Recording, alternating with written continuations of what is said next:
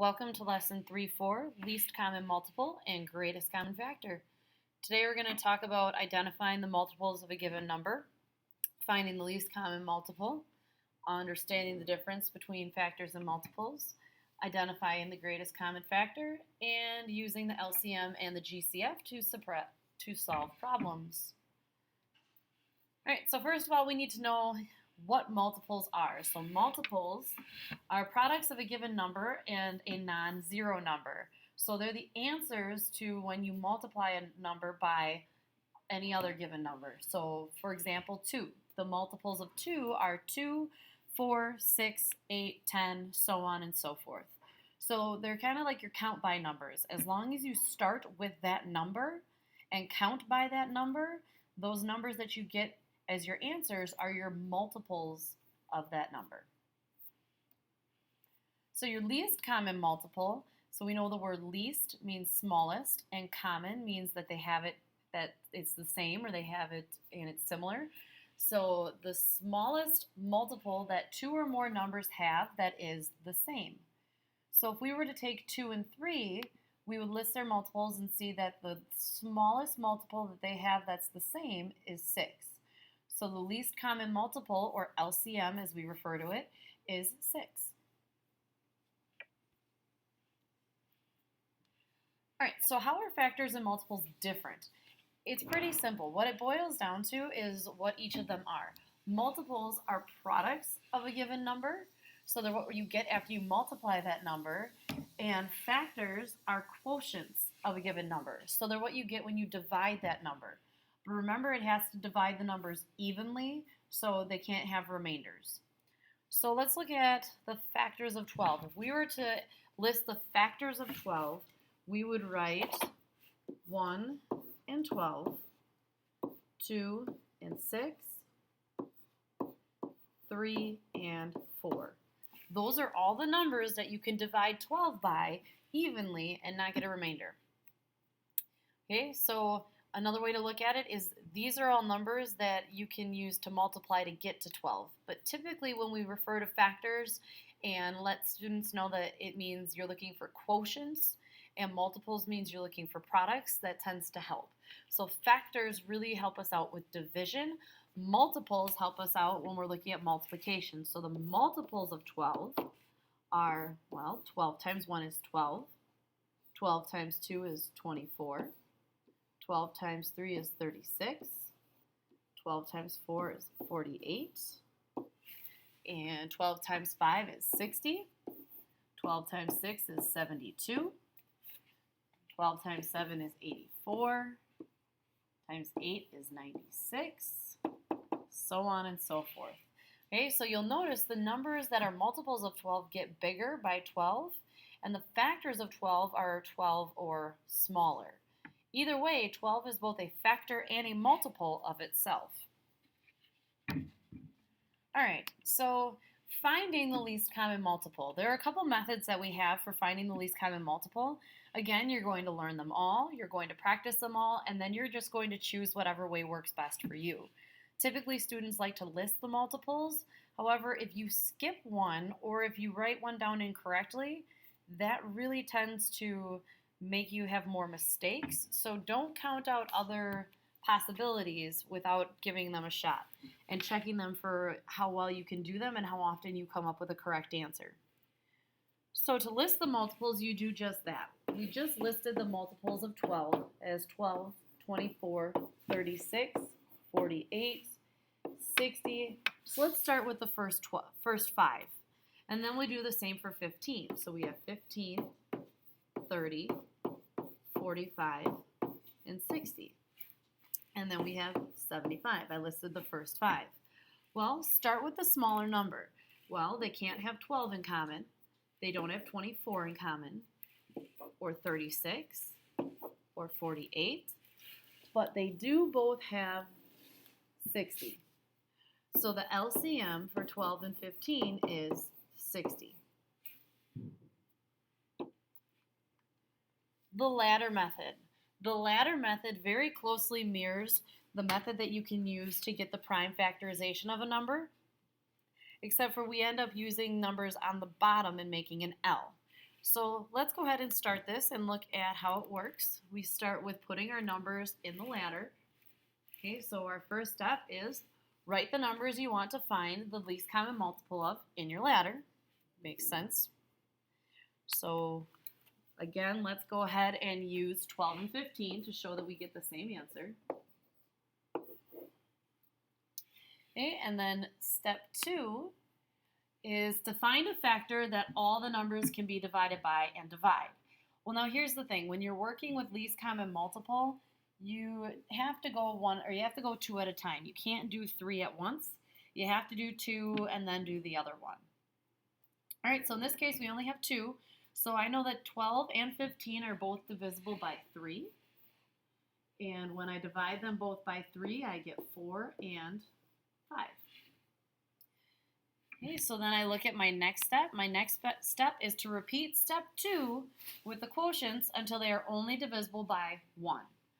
Well, 4 and 5 are my quotients, so I know they both can only be divided by 1 because 5 is a prime number and 4 can't be divided by 5. So now I write these numbers on the outside because I have 4 divided by 1 is 4 and 5 divided by 1 is 5.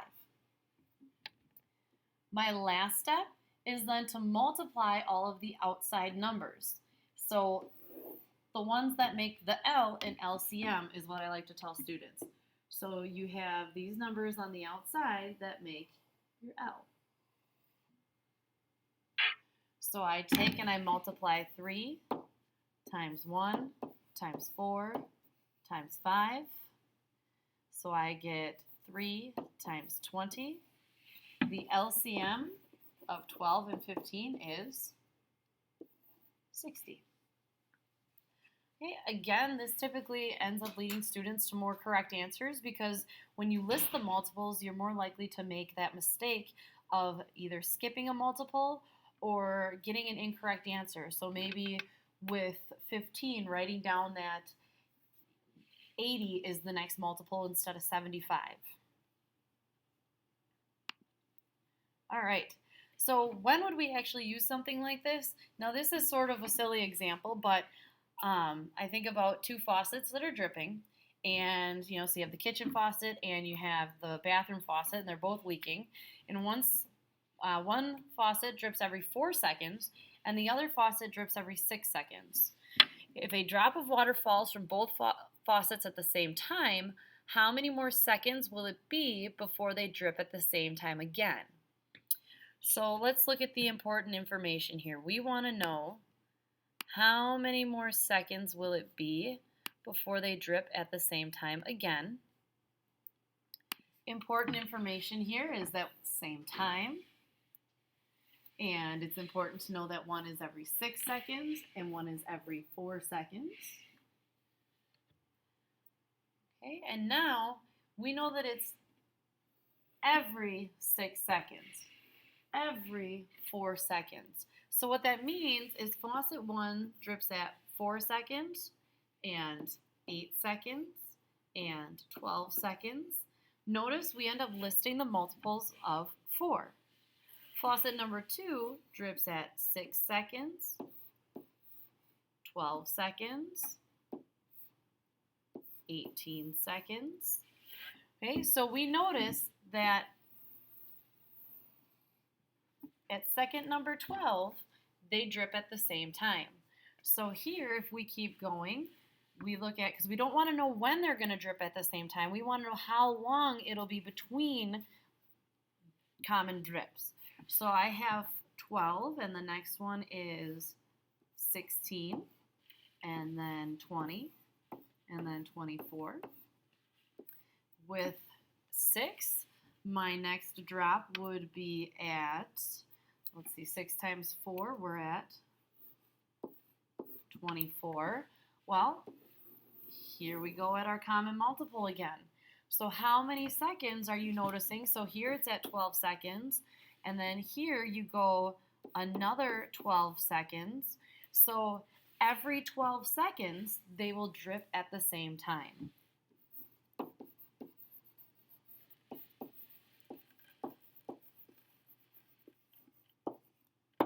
notice that the answer did end up being the least common multiple, but you have to put it in terms of what the question is asking. So you have to make sure, okay, well, if they drip at the same time at 12 seconds, let's make sure that the next time is 12 seconds after that. All right, so now we're moving on to greatest common factor. So the greatest common factor is much like the least common multiple, except for now we're looking for the greatest, which is the biggest or largest, common, which means the same, and factor, which is a whole number that can divide another number without a remainder. So we're looking for the largest factor that two or more numbers have that is the same. Okay, so this should be going in your vocabulary under greatest common factor. So if I'm looking for the greatest common factor, let's go with, make it easy on ourselves, 12, which we have done so many times now, 1, 2, 3, 4, 6, and 12. And let's go with 24.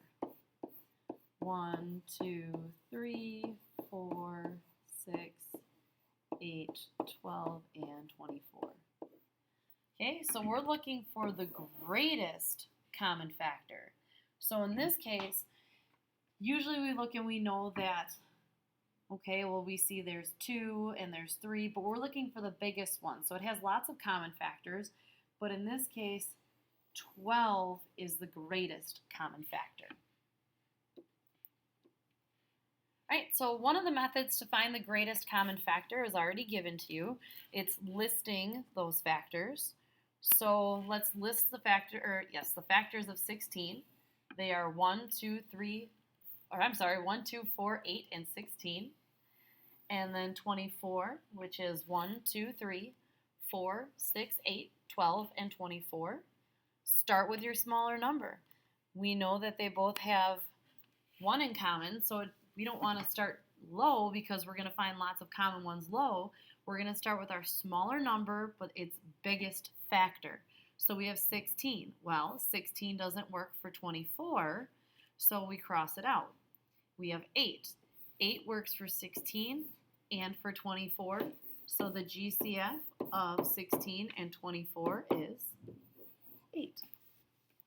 Again, listing is what students usually like to do the most. However, it's the most likely to cause an error because if you don't know the factors and don't know your multiplication facts well enough to do your factors really well, then students tend to either put in an incorrect factor or miss a factor and then end up having the wrong GCF.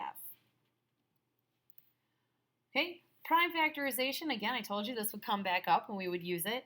This is a very underutilized method, but I want to show you all the examples because there's always somebody who might like this different approach. So you find the prime factorization of each of your numbers. So in this case, I have 12, 24, and 32. Now I'm just going to give you the prime factorization here. So the prime factorization of 12 is 2 times 2 times 3. The prime factorization of 24 is 2 times 2 times 2 times 3. And the prime factorization of 32 is 2 times 2 times 2 times 2 times 2. So what you look at is what they have in common. So you notice that with 12 and 24, they both have 3 in common. But since 32 doesn't have it in common, it won't work. So 3 is out. Well, 12 has 2 2's, and 24 has 2 2's, and 32 has 2 2's. So these are the only ones that we can say that they have in common. Because even though these are all 2's, they're extras. They have to have the same number of them. Okay, so what that means is if 12 only has 2 2's, then you can only use 2 of the 2's from 32 and 24. Or if it were 2 3's, you could only, it could only be those 2 3's that you can use. So in this case, I take 2 times 2, which gives me 4. So the GCF of these 3 numbers is 4. So basically all you're doing is you're looking to see what do they have in common. Each of them have 2 2's, So you multiply 2 times 2, and that's your GCF. And the ladder method. That ladder method just keeps popping back up in everything we do. Now in this case, when you're working with the GCF, you can put all 3 into your problem at once, unlike the least common multiple where you have to do it separately. So you can only do 2 at a time. With the GCF, you can do more at a time. Now I'm going to make this a little bit bigger so you can see it, but it should be on your notes at home already if you have them. So again, you begin with that prime factor. So you begin with that prime factor that goes into each of the numbers. Since they're all even, I know 2 will work. I do 12 divided by 2 is 6. 18 divided by 2 is 9. And 60 divided by 2 is 30. Now each of these can be divided by 3, which is prime, so that works. And then I get 2 and 3 and 10. So then with the greatest common factor, I only use the 2 numbers on the outside. LCM, I use the whole thing, so the LCM, remember, makes the L, but we don't want the LCM, so we're not going to use that. We only use these 2 numbers up here. And then I multiply those 2 numbers, and I get 6. So the greatest common factor of 12, 18, and 60 is 6. And then when would we use this? So Kim is making floral arrangements. She has 16 red roses, 20 pink roses. Each arrangement must have the same amount of pink roses, and each arrangement must also have the same amount of red roses. What is the greatest amount of arrangements that Kim can make if she has to use all of the flowers? So it's not saying that the red roses have to equal the pink roses. What it's saying is you have to use all of them without having any left over. And each one, so if one floral arrangement has 4 reds, then all the rest of them have to have 4 reds. And if one has 2 or 3 pink ones, then the others have to have 2 pink ones or 3 pink ones. So it has to be all have 2 or all have 3. So in this case, we need to know that it's important that 16 are red and 20 are pink. We want to highlight our question. What is the greatest amount of arrangements? And I'm going to go ahead and underline greatest amount of arrangements that she can make and that she uses all of the flowers. Okay, and then in this case, each arrangement must have the same amount. And arrangement in this case means group, and grouping tells us that we need to divide. So this was much like the problems that we did before where we talked about finding the factors for Sarah's blood drive and her chairs. But now we have 2 factors, so we can't use all of them, like we can't use all the options, we can only use the options they have in common. So let's look at 16 and 20. So 16 and 20, the factors are 1, 2, 4, 8, and 16. And then 1, 2, 4, 5, 10, and 20. Now, we have several options. So we do have 1 in common and 2 and 4. However, we want to know the greatest amount of arrangements that Kim can make if she uses all of the flowers. So what this means is she can make 4 arrangements and use all of the flowers. Okay, so this isn't telling us how many of each flower she's putting in. This is telling us how many arrangements she can make. So the greatest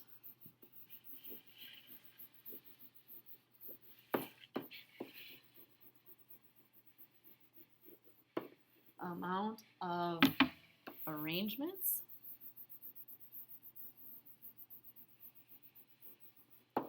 she can make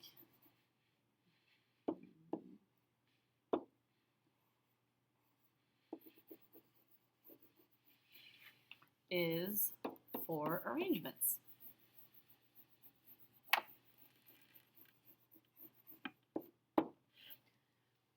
Okay, so we could actually take this a step further and say that she can make 4 arrangements and know that 16 divided by 4 means that in those 4 arrangements, you will have 4 red flowers.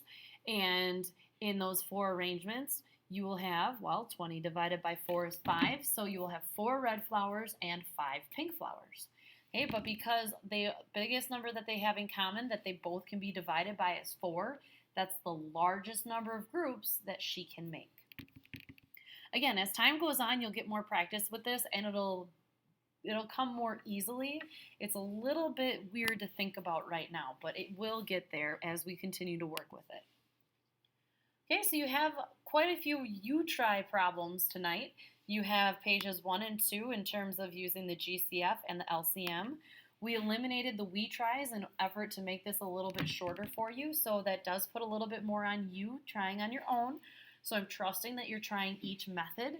And as always, if you have any questions, be sure to write them down or email me so we can go over them in class.